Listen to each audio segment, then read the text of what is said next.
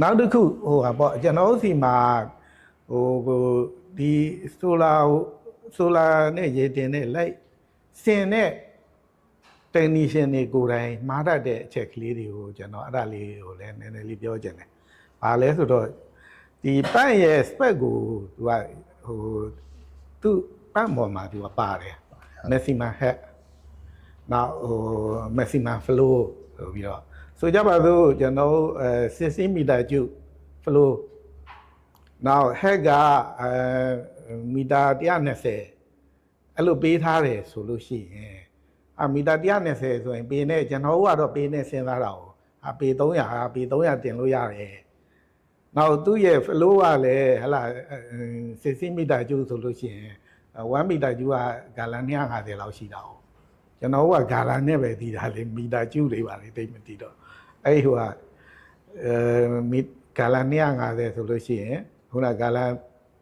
တနာရီကိုဂါလန်3000လောက်အဲ့လောက်တက်တာလို့အဲ့လိုတွက်ပြီးတော့ဆိုလို့ရှိရင်အဲ့မှာဟိုပြဿနာတက်တော့တာလေဘာလို့လဲဆိုတော့သူကတကယ် spec မှာပေးတာကသူက maximum ကိုပေးတာ maximum 12 meter cube အခုနဟို120 meter အထိကိုကဟို head ကရှိတဲ့နေရာမှာသုံးလိုက်လို့ချင်းအပေါ်ရေတစ်သက်မှတက်မှာမဟုတ်ဘူးဘာလို့လဲဆိုတော့ကိုက maximum ကိုယူလိုက်ပြီလေအခုန12 meter cube ဆိုတာ0မှာသူကဟိုဘာမှမရှိတဲ့နေရာမှာသူက12 meter cube အပြည့်ရတယ်မှန်တယ်ဒါပေမဲ့အခုန120 meter head ကိုဆင်လိုက်ပြီဆိုလို့ချင်းအပေါ်မှာရေမတက်တော့အပေါ်အမြင့်ဟုတ်တယ် maximum ကိုသွားသုံးလို့မရဘူးအဲ့တော့ကြတော့ကျွန်တော်ကဒီပန့်ဟိုတက်တော့မယ်ဆိုလို့ရှိရင်သူ့ရဲ့ပန့်ရဲ့ဟို flow chart လို့လည်းခေါ်တယ် characteristic gap လို့လည်းခေါ်တယ်အဲ့လိုမျိုးခေါ်ကြတယ်အဲ့ဒါကိုကြည့်ပြီးမှသူကဆိုကြပါစို့ကိုကရေဟို head ကဘယ်လောက်မှထားမယ်ပေါ့နော် head ဘယ်လောက်မှဟာအဲ့ဒီအချိန်မှာ gap သူ့ရဲ့ graph မှာကြည့်လိုက်လို့ဘယ်လောက်မီတာကျူဟာလား4 မီတာကျူဟာလား10 မီတာကျူဒါမှမဟုတ်8 မီတာကျူအဲ့လောက်ရမယ်ဆိုတာအဲ့ချက်ကိုကြည့်မှဒါမှအမှန်ရတယ်အခုန maximum အနေနဲ့သွားပြီးတော့စဉ်းစားပြီးတော့ဟာ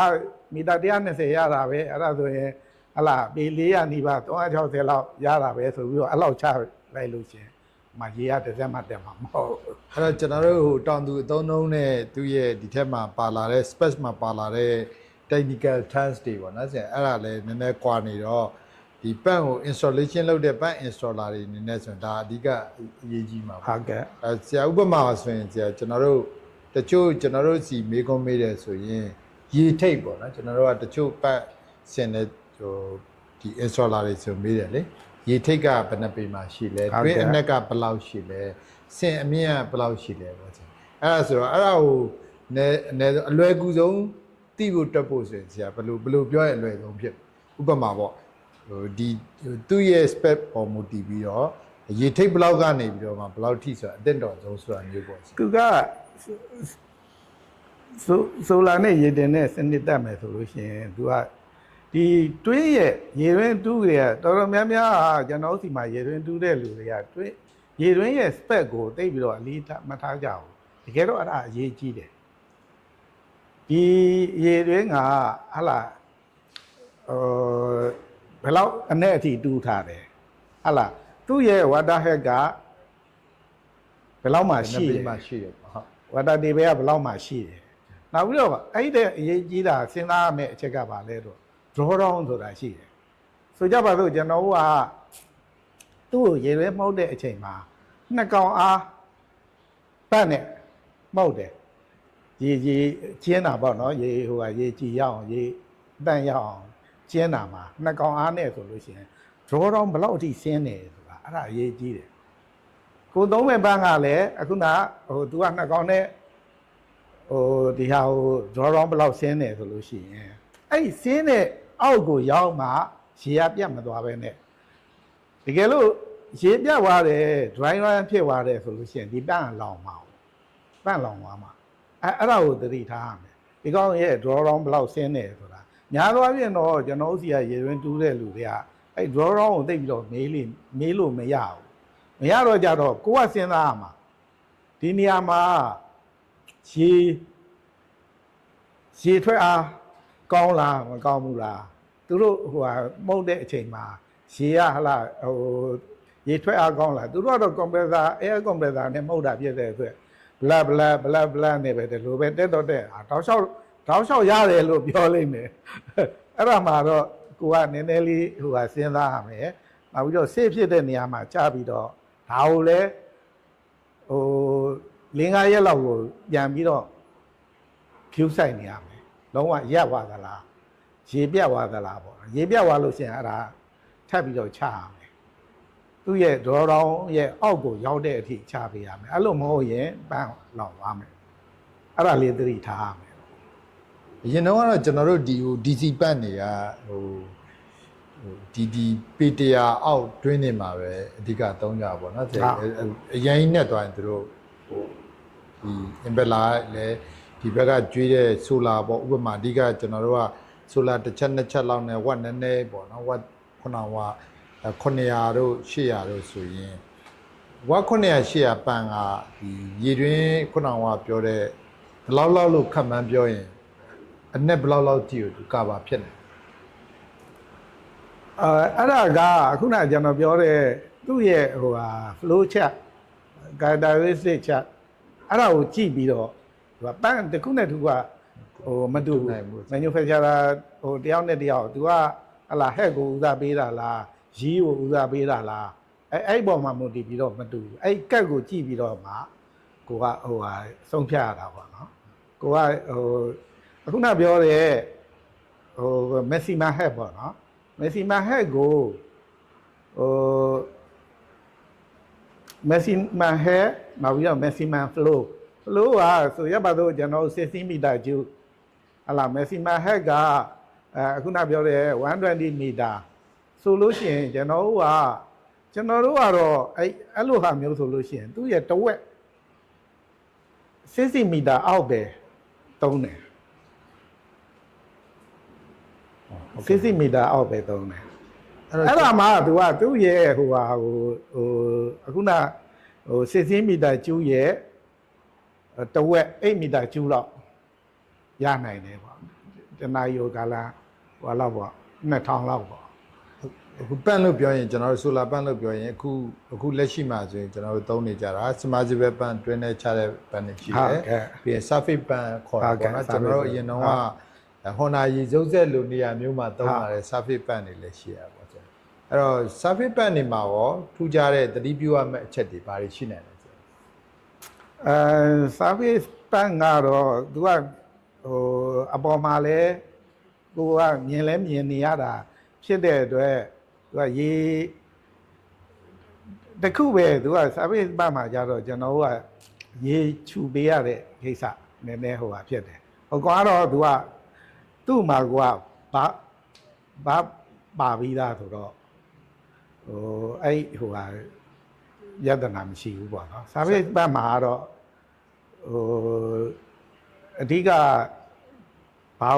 ဟိုဟာဖြစ်မလဲဆိုတော့တိတ် session သူက service ဘက်မှာအားနည်းချက်ကပါလဲဆိုတော့ session ကနည်းတယ် session က maximum မှသူကဟိုဟာလောက်20 meter တောင်မရဘူး maximum တော့မှ20 meter လောက်ပဲ90 meter ပေါ့19ဟွာဝေးပေါ့ဟိုဟာပေါ့ရေစုပ်တဲ့ဟိုဟာ section စုပ်တဲ့ section နှိမ့်တာဟုတ်တယ်နဲတာပေါ့ဟုတ်တယ်တင်တာကျတော့ meter လောက်တင်တာကတော့ရတယ်ဟိုဟာမီတာ40 50အခုနပြောတဲ့သူတို့က manufacturer ကသူကသူ့ရဲ့ဟိုဟာမှာ instruction မှာ maximum head ဘလောက် section ဘလောက်ဆိုတာသူကရေးထားတယ်အဲ့ဒါကိုကြည့်ပြီးတော့ကိုသုံးတဲ့ဟိုဟာပေါ့လေမြင်းကောင်းဟေးပေါ်မူတည်ပြီးတော့ဟိုကွာခြားချက်ရှိတယ်အခုကတော့ဒီတွင်းအနက်သူကဘလောက်အနက်ဖြစ်ပါစေကျွန်တော်တို့ဒီ solar နဲ့ဒီ permit နဲ့သုံးလို့ရသွားပြီပေါ့နော်ရပြီအခုကဟိုမီတာ400ဟိုတော်တော်များများဟိုဟာ400 500လောက်အထိရကျွန်တော်ဟိုဒီ အပူပိုင်းဒေသတွေမှာဆိုလို့ရှိရင်မီတာ400-500လောက်အထိတူးရတယ်ရေတွင်းတွေရှိတယ်အဲ့ဒါဟိုကနေရတယ်ဆိုလာနဲ့ရတယ် အဲ့ဆိုရင်သူကဘယ်လောက်ကီလိုဝက်လောက်သုံးရမလဲဆရာကြီး7.5 3 phase 7.5 single phase ကတော့ကျွန်တော်ဟိုဟာလောက်ပဲ2000ဘဝင်းကျင်လောက်2500အဲ့တက်ပို့ပြီးတော့ single phase ကမနိုင်တော့မရဘူး 3 phase နဲ့ပဲ 3 phase နဲ့ 3 phase 7.5 ကတော့ဒီတွင်းနက်တွေမှာသုံးတာပါဟုတ်အဲ့တော့ဒီ 3 phase မှာကျွန်တော်တို့ဟိုအခုနောက်ပိုင်းဆိုရင်တော့ ACDC တွေလည်းကြားလာရတာဟုတ်ကဲ့အဲ့တော့ ACDC မဟုတ်ဘဲနဲ့ကျွန်တော်တို့ဒီ DC only ကို solar pan controller နဲ့တွဲလာလည်းရှိရနော်ဆရာဟုတ်တယ်ဟိုက DC သုံးမယ်ဆိုလို့ရှိရင် DC pan controller ပေါ့နော်နောက်ဟို AC DC ဆိုလို့ရှိရင်တော့သူကများသောအားဖြင့် VFD driver တွေကိုသူကဒီ pan controller အနေနဲ့သုံးတာများတယ်ပေါ့နော်ကျွန်တော်တို့ဒီ 7.5 kilowatt ဒီပတ်နဲ့ဒီ pan controller နဲ့ကျွန်တော်တို့ဒီပေ3400ကိုရေတင်ဖို့ဆိုရင် solar ကျတော့ဘယ်လို ratio ဘယ်နှချက်လောက်သုံးမလဲသူကsolar နဲ့မောင်းမယ်ဆိုလို့ရှိရင်ဒီ pan power ရဲ့တစ်ဆခွဲ 1.5 ဟော 1.5ဟုတ်ကဲ့အဲဆိုကျွန်တော်တို့ဟိုပေါ့ဒီ 7.5 ဆိုရင်ကျွန်တော်တို့1000ခွဲလောက်တက်မယ်ပေါ့ဟုတ်ကဲ့နော်ဟုတ်ကဲ့ solar နဲ့ဆိုရင်ကျွန်တော်တို့ solar တော်တော်များများတက် solar အဲ့ခုနဟို1.5ပဲလေ1.5 ratio ထပ်တူဟုတ်ကဲ့ solar ဒါ15 kilowatt လောက်ပေါ့ maybe ဟုတ်ကဲ့15 kilowatt လောက်တက်မယ်တူဟုတ်ကဲ့အခုနဟို controller မှာလေသူကပတ်က 7.5 kilowatt ဆိုလို့ရှိရင် controller ကအဲ့တဲ့ watt ပိုများ10k လောက်သုံးနိုင်လို့ရှင် controller ပိုကြီးရမှာပိုကြီးရမှာအဲ့တော့ဒီကျွန်တော်တို့ဒီပတ်နေမှာပေါ့နော်ဒီညရေတင်တဲ့ဒီပတ်စနစ်မှာကျွန်တော်တို့အကြီးဆုံးဆိုရင်ဘယ်လောက်ထိသုံးရလဲအကြီးဆုံးပေါ့ပတ်အခုကတော့ဥမာမြေတင်နေဆိုလို့ရှိရင်50 kW လောက်အထိသုံးနေကြတာပဲရပါတယ်သူကဟိုအခုန VFD driver တွေကသူက100 kW 50 kW အမျိုးမျိုးထုတ်နေကြတယ်လေအဲ့ဒါတွေနဲ့သုံးလို့ရပါတယ်ဟုတ်ကဲ့ကျေဒီဟာဆိုရင်တော့ကျွန်တော်တို့ဒီဟိုစိုက်ပျိုးရေးကဏ္ဍမှာပေါ့နော်စိုက်ပျိုးရေးကဏ္ဍမှာဆိုလာနဲ့ဆိုရင်ကျွန်တော်တို့ဒီ pumping စနစ်ကအဓိကအခန်းကဏ္ဍတစ်ခုကျွန်တော်တို့နိုင်ငံတော့ကျွန်တော်အဓိကအခန်းကဏ္ဍတစ်ခုဖြစ်လာတယ်အခုဆိုလဲပတ်နေပတ် brand တော်တော်များများလဲကျွန်တော်တို့နိုင်ငံမှာရောက်နေကြတယ်တကယ်လဲသုံးနေကြတယ်ဒီပတ်နေပိုင်းနေပတ်ဆိုလာတွေပေါ့နော်ဒီ controller ဘိုင်းတွေဟာဒီဈေးကွက်ကြီးတစ်ခုအနေနဲ့လဲကျွန်တော်တို့ကြည်ကြပြန့်ပြန့်ရှိနေတာပေါ့အဲ့တော့ဆရာကြီးပြောသွားတဲ့အထက်မှာအနည်းချုပ်ရရင်ကျွန်တော်တို့ပန့်တစ်ခုရွေးချယ်ရမယ်ဆိုရင်ကိုယ်ရေတွင်မှာရေမျိုးစားလဲတည်ဖို့ဒါနားလည်ဖို့လိုတယ်ရေတွင်ရဲ့ခုနကဒီ nature တွေလဲထိုက်တဲ့လောက်ဟိုဒီ installer တွေအနေနဲ့လေ့လာတင်တယ်ပြီးရင်ဒီပတ်နေမှာ stainless steel impeller လား plastic impeller လားဘယ်လို impeller မျိုးကပို့ပြီးတော့မှကျွန်တော်တို့ကိုသုံးမဲ့ရေတွင်းဒါမှမဟုတ်ကိုသုံးမဲ့ရေတင်မဲ့နေရာနဲ့လိုက်လျောညီထွေဒါတွေလည်းသိဖို့လိုအပ်တယ်ပြီးရင်ဒီကျွန်တော်တို့ system ကြီးလာတာနဲ့အမျှကျွန်တော်တို့ solar နဲ့အသုံးဝင်လာတဲ့ကဏ္ဍတွေဟာနောက်ဆုံးဒီမြေတင်စီမံကိန်းလောက်ထိကိုဒါစနစ်ကမြင့်တက်လာပြီဆိုတော့ဘာပဲပြောပြောကျွန်တော်တို့စိုက်ပျိုးရေးလုပ်ငန်းနေရေတင်စီမံကိန်းတွေအတွက်တော့ဒါဆိုလာကအရေးကြီးတဲ့အခန်းကဏ္ဍတစ်ခုအနေနဲ့တော့ဒါရောက်လာတယ်လို့ပြောမှာပေါ့နော်ဆရာသူကရေးလဲကြီးတယ်နောက်ပြီးတော့သုံးတင်တယ်ပေါ့နော်သုံးတင်တယ်ဥပမာကျွန်တော်အပူပိုင်းဒေသလိုဟာမျိုးဆိုလို့ရှိရင်မိုးများလို့တီးနှံပျက်စီးတယ်ဆိုတာကျွန်တော်တို့ဟိုမကြုံဘူးပေါ့နော်မကြုံဘူးပေါ့ကြောက်ပတောင်းတို့ဒီဘက်ဟုတ်တယ်မန္တလေးတိုင်းမိုးများလို့တခုပြက်တယ်ဆိုမကွေးတိုင်းတို့ဆိုမိုးများလို့ပျက်စီးတယ်ဆိုတာအင်မတန်ကြုံတော့ကြုံခဲ့ပဲရေမရလို့ဟာဟို အောင်ရည်လေးမရလိုက်ဘူးတို့ဟလာနောက်ဆုံးတမိုးလိုသွားတယ်တို့ဆိုတာကျွန်တော်ငယ်ငယ်ကလေးကကြားနေရတဲ့ကိစ္စဖြစ်နေတော့အဲ့ဒီကိစ္စကိုကျွန်တော်သိပြီးတော့မခံစားနိုင်ဘူးဖြစ်နေတယ် အခုလည်းအဓိကသုံးရတာဒီကျွန်တော်တို့အညာပေါ့နော်ဒီဟိုကြောက် brown bed တို့ဒီပြမနာဘက်ကဒီစပြစ်ချန်တို့ဒီစိုက်ပျိုးရေးနဲ့ပတ်သက်တဲ့ဟာပေါ့နော် အဲ့ဟိုကပေါ့အခုဆိုရင်ကျွန်တော်ဒီကြောက်ပြောင်းနယ်မှာဗါလေကျွန်တော် dragon fruit ဟောငကမောက် ငကမောက်ဒီ ချန် ငကမောက်ချန်နေဆိုအရန်အတွက်နှုံကောင်းတာ ဩဟုတ်ကဲ့ အရန်ထွက်နှုံကောင်းတာထွက်နှုံးမှတက်လာတာဘာလို့ထွက်နှုံးကဘာလို့တက်လဲဆိုကြပါစို့ तू ကအရင်ကဟိုအင်ဂျင်နဲ့တင်နေတာအခုဆိုလာနဲ့တင်တော့ကြပို့ပြီးတော့ထွက်နှုံးကပိုတက်လာတယ်ဘာကြောင့်လဲကျွန်တော်အဲ့ဒါကိုတကယ်တော့ရေတင်ပြီးတော့ဟိုရေလောင်းတာချင်းအတူတူပေါ့နော်ဘာကြောင့်အဲ့လိုကွာခြားတာလဲဆိုတော့နောက်မှကျွန်တော်တေချာစဉ်းစားကြည့်တော့ तू ကစီနဲ့ရတော့ तू ကဟာရပါသေးတယ်ကွာပတ်စံကုန်မှာပတ်စံကုန်မယ်ဆိုတော့ဟာရပါသေးတယ်ကွာနည်းနည်းဟာနေတော့နေလောက်မှတဲမယ်ဆိုလာနဲ့ကြတော့ तू ကနေတိုင်းရေကနေတိုင်းတက်နေတာ နေဘူးတိုင်း တက်နေတော့ तू ကဟာဘယ်ဟိုပေးရမလဲဆိုတာ तू ကကြည်နေတော့တာအဲ့တော့ကြတော့ဟိုရေကပေးပြစ်တယ်ပေါ့နော်ရေကနိုင်အောင်ပေးပြစ်တယ်များများပေးပြစ်တယ်အဲ့တော့ကြထွဲနှုံးတက်တာပေါ့ စီနဲ့မောင်းရမှာကြတော့အကန့်အသတ်ရှိတယ် သူကဟိုပတ်စံကုန်မှာဆိုတော့ကြတော့နည်းနည်းရပါသေးတယ်ကွာဆိုပြီးတော့ထားတော့ကြတော့သူကထွဲနှုံးနေမှာပေါ့နော်ထွဲနှုံးကြမှာပေါ့ ဒါလည်းဘာပဲပြောဆိုလာနေပြီးတော့မှဒီလူသားရင်းမြစ်မှာလိုအပ်နေတဲ့ဒီစိုက်ပျိုးရေးကဏ္ဍကိုအကျိုးပြုတဲ့တည်င်းစကားတစ်ခုပေါ့ဆရာရက်ဒါထွက်နှုံးတွေတက်လာတယ်ဘာဖြစ်ဆိုရေလုံလောက်ရ ဟုတ်တယ် ကျွန်တော်တို့ဒါမှမဟုတ်လေဒီပြမနာဘက်တို့ဟိုကြောက် brown ဘက်တို့မှာထုတ်ကုန်အတစ်စမ်းဒီတိနှံ့နေပေါ့နော်တော်တော်များများဖုံးဖွင့်ပြပြခုနောက်ပိုင်းဆိုပို့ကုန်ဖြစ်တွေ့လာရတာပေါ့နော်ဆရာကြီး နောက်ဟိုဟာကသူကကျွန်တော်ကဒီဆိုရေတင်တဲ့စနစ်တင်မဟုတ်ပဲဒီတီးနှံ့နေထွက်လာတဲ့တီးနှံ့တွေကိုဟိုကျွန်တော်ဘယ်လိုပြောမလဲ finish product အချောက်ခံမဲ့ အဲ့ဒီက product ထုတ်မဲ့ဒါတွေ အဲ့ဒါတွေ value added တွေထပ်လုပ် value added ထုတ်နိုင်အောင်ပါတကယ်တော့ solar သုံးတဲ့တယ် အခု6ခံစက်တွေဆိုရင်လည်းဒါဆိုလာနဲ့ပြီးတဲ့6ခံစက်တွေဆိုတော်တော်လေးတွင်ကျဲလာတာဟုတ်တယ်အဲ့တော့ဒါကျွန်တော်တို့နိုင်ငံအတွက်တော့ဆိုလာဒီရက်စစ်မီရတဲ့ကဏ္ဍတွေမဟုတ်ဘဲနဲ့ဒီစိုက်ပျိုးရေးကဏ္ဍတွေမှာပါအရေးပါတဲ့ကဏ္ဍမှာရောက်ရှိလာတယ်လို့ဒါကျွန်တော်တို့သုံးသပ်ရမှာပေါ့နော်ဆရာ အဓိကကဟိုကျွန်တော်နိုင်ငံကလေယာစိုက်ပျိုးရေးကိုအဓိကထားတဲ့နိုင်ငံလေအဲ့တော့ကျွန်တော်လူဦးရေရဲ့80%ကလည်းဒီလေယာကဏ္ဍအပေါ်မှာခြေခံပြီးတော့လောက်ကင်နေကြတဲ့လူတွေအဲ့တော့လေယာကဏ္ဍဖွံ့ဖြိုးတိုးတက်လို့ရှိရင်ကျွန်တော်တိုင်းပြည်တိုးတက်တယ်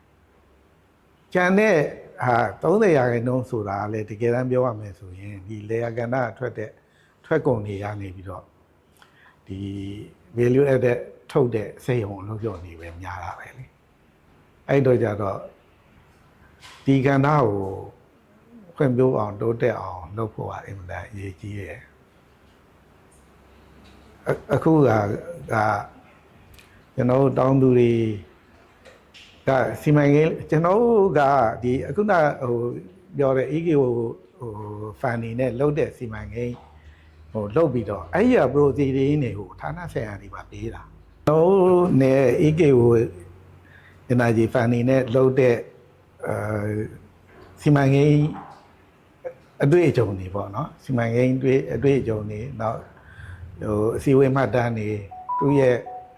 ဟို proceeding အားလုံးကိုကျွန်တော်ကဌာနဆိုင်ရာတွေကိုလည်းဖြန့်တယ်ကျွန်တော်ပတ်ဝန်းကျင်နှိစက်တဲ့ဟိုအဖွဲ့အစည်းတွေကိုလည်းဖြန့်ပြီးတော့ကျွန်တော်ရဲ့တွေ့ရှိချက်တွေဒါတွေကဟိုတကယ်ကိုလည်းဟိုအကျိုးရှိတယ်ဆိုတာကိုဟိုစောင်းတယ်ကိုပဲကျွန်တော်ဟိုဒီလိုမျိုးစောင်းနဲ့ထုတ်ထားပါတယ်